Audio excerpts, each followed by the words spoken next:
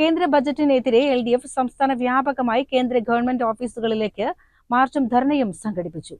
Perinthalmanna head post ഓഫീസിലേക്ക് March നടന്നു.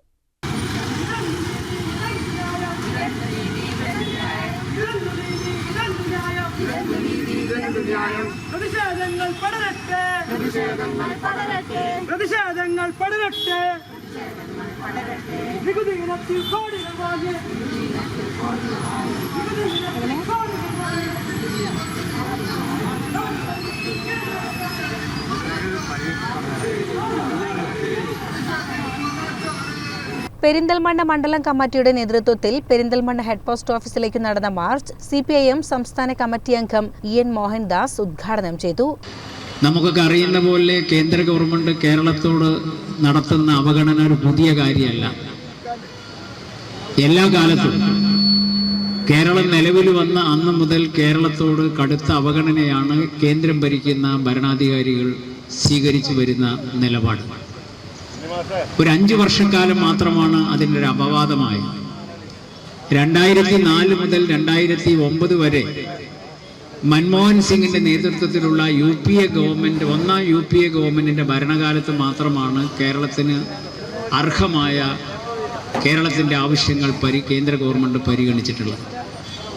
അതിനു മുമ്പ് നമ്മൾ പെരിന്തൽമണ്ണയിലാണല്ലോ, തൊട്ടടുത്ത് നമ്മുടെ പാലക്കാട്ടിൽ കോച്ച് ഫാക്ടറി വരെ കേരളത്തിന് അനുവദിച്ചതാണ്.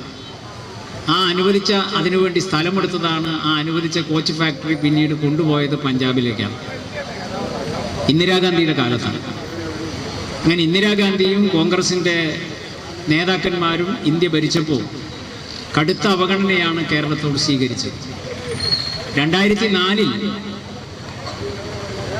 5 കൊല്ലക്കാലം അതിൽ നിന്ന് വ്യത്യസ്തമായ ഒരു നിലപാട് ഉണ്ടായതിന് 2 കാരണങ്ങളുണ്ട്.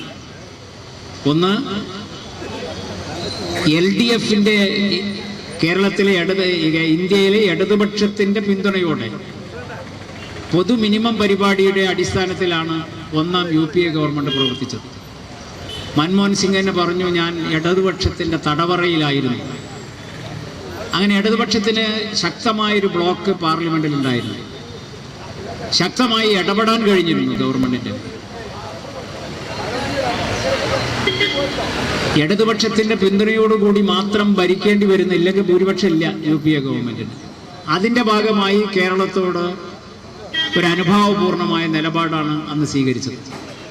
മാത്രമല്ല, ഈ 5 വർഷം ഇന്ത്യൻ ലോകസഭയിൽ കോൺഗ്രസിന് പ്രാതിനിധ്യമില്ലാത്തൊരു കാലം കൂടിയാണ്.